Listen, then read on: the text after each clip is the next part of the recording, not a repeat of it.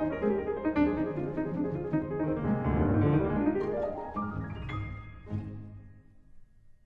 everyone! We are here tonight to do a book haul of the last couple of weeks, or week, I think, weekish. I'm not sure how long it's been. The books today are just kind of like random ones that we picked up here and there.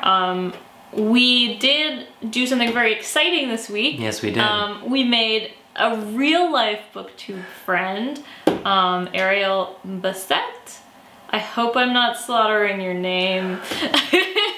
I'm probably the only person on BookTube who doesn't know how to say it properly because I'm the worst with names. We met up in Guelph and we actually spent a lot of time there, so we kind of, you know, showed her our favorite cafe. And our favorite bookstore. The bookshelf is excellent, and that's what we're going to talk about first. The books we got from the bookshelf.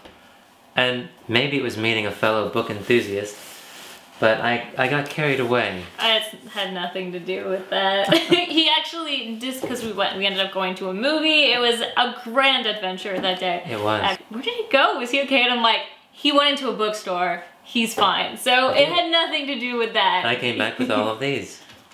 And they are Trio by Robert Pinget. And he's an author associated with the new novel movement.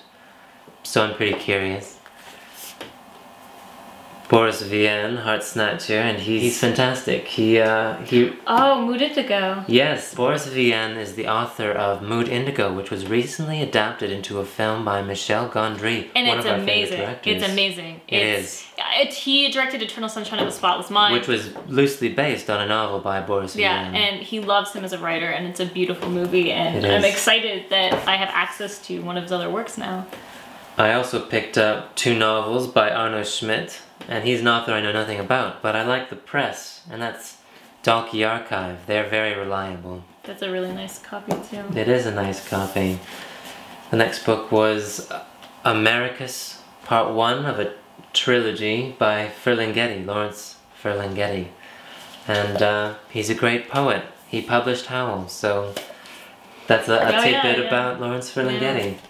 And the last from the bookshelf was The Woes of the True Policeman by Roberto Bolaño. And look at the copy. Oh yes, look at it. Bolaño's books always look so good. And he is a fascinating writer, so I pick him up whenever I encounter him. I want to read that one because it's small. This one.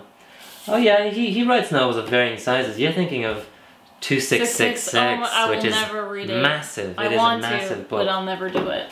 So I don't quite have the book buying addiction? I don't know, we should say compulsion? Compulsion of Matthew. So I did not buy as much at the bookshelf. I just bought this wonderful copy of A Single Man, and actually Ariel and I are going to read it, or try to pair our reading of it. So I'm adding this to November's You've got a pretty large pile already. Yeah, but it's short, so... Short, it's sweet.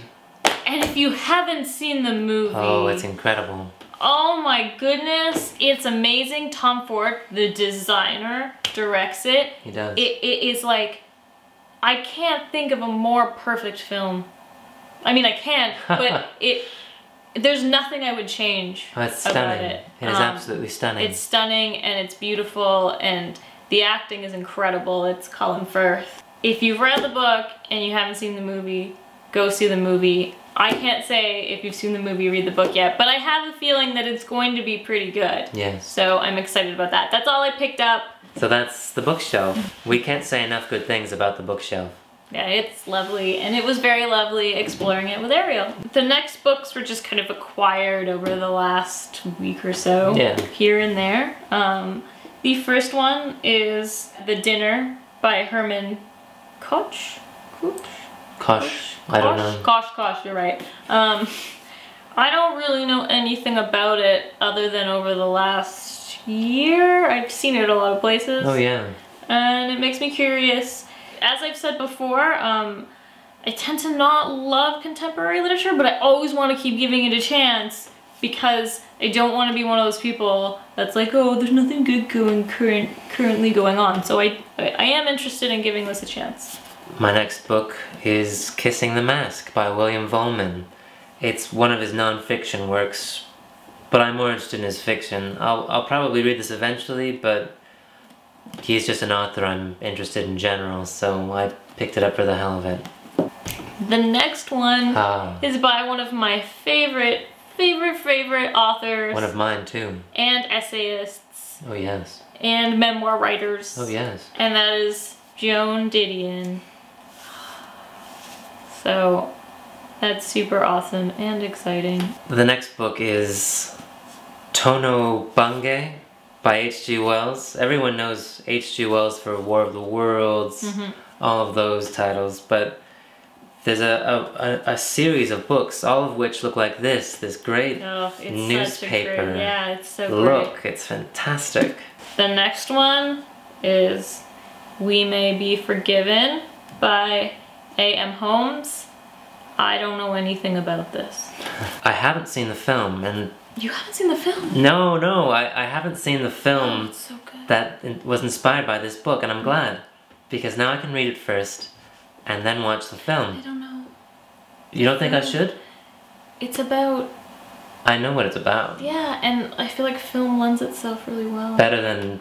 I don't know, I haven't read the book, but I just... In any case... I don't know.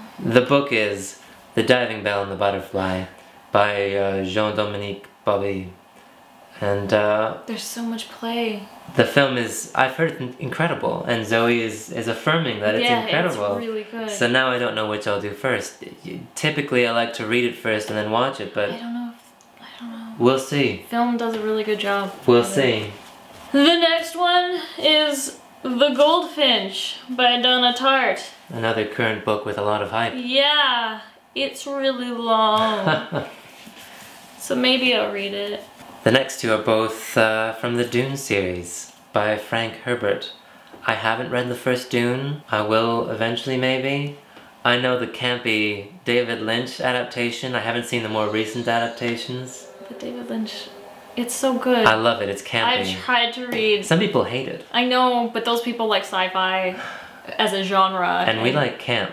I like camp, or I like the best sci-fi out there. Yes. Actually, something I'm very interested in is Jodorowsky's Dune, which is a documentary about one of my favorite directors, Alexandre Jodorowsky. His attempt to adapt Dune in the 70s, and it is the scale and ambition of this undertaking was so profound that eventually they just had to stop. They couldn't go through with it, and it is tragic, because from the documentary, it looks like the film he would have made would have been incredible. No, I haven't actually seen it. I've seen parts of it. You should see it. We're gonna see it. Yeah. And if you don't know Jodorowsky, oh, you just do that. Look him up. Look up The Holy Mountain. Yeah. Look up El Topo. Your brain. These are strange and mystical films.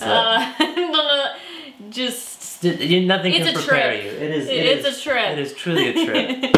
So the next one is the book that everyone is like, don't completely write off this author because you didn't like the marriage plot. Read Middlesex. So I'm gonna read it. There it is. There it is. So this is the one that has like a character that moves through both genders, right? Yeah, I'm not sure what the specifics are of the character, but as the title alludes to, there is some gender play of some kind. I haven't read it. And like history, right? Orlando. That's all I'm gonna say. Virginia Woolf. Virginia Woolf. Got a lot to live up to, Middlesex. Oh. The next book I found, and Zoe's very excited about this one, as am I. Jealous. I'm not excited. Oh, you're jealous. You can read it. Yeah, but I want it. Oh, you want it. It's so beautiful. Illuminations by Walter Benjamin, and that's a collection of essays and reflections. And we both know him primarily for an essay he wrote called The Work of Art in the Age of Mechanical Reproduction, and that's a fantastic essay that everyone should read. I haven't read anything else by him, that's why I picked this up.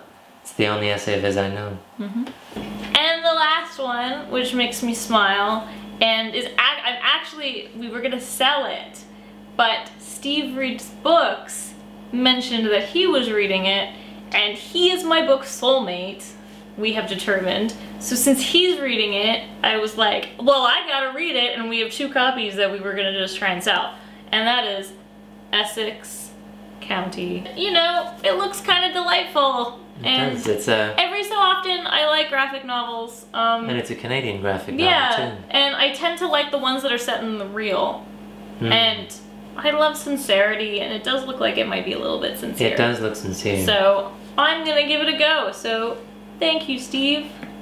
I keep taking books that you recommend and reading them. For good reason. Because we're book soulmates. The last book I found is quite a curiosity. It's Thrilling Cities by Ian Fleming. Ian Fleming, who most readers and filmgoers will know for the James Bond series. This is actually a travel book. Isn't that amazing? But it's amazing. It looks fascinating. Yeah, and the cover is ridiculous. It looks like a travel book for James Bond. Yeah, this is... Why is there a half-naked lady in the sky? A half-naked, moon-faced, flying woman. Yeah, ridiculous. It's fitting. It's... When was it published? This was published in the 60s. I mean, he died in the late 60s, so... Of course that was published in the 60s. It looks like it was published in the 60s. Didn't you figure out that was like a first print? This is a first print, and I think it's quite valuable, but I don't actually know. If someone wants to comment and tell me, I'd be curious to know, so please let me know. That's all we have. I think we're gonna try and do a review, probably, yes, we'll next both time. Choose our own books this coming review. Yes. So, look forward to another awkward, rambling review by us. Yes. Soon. Bye, everyone. Bye.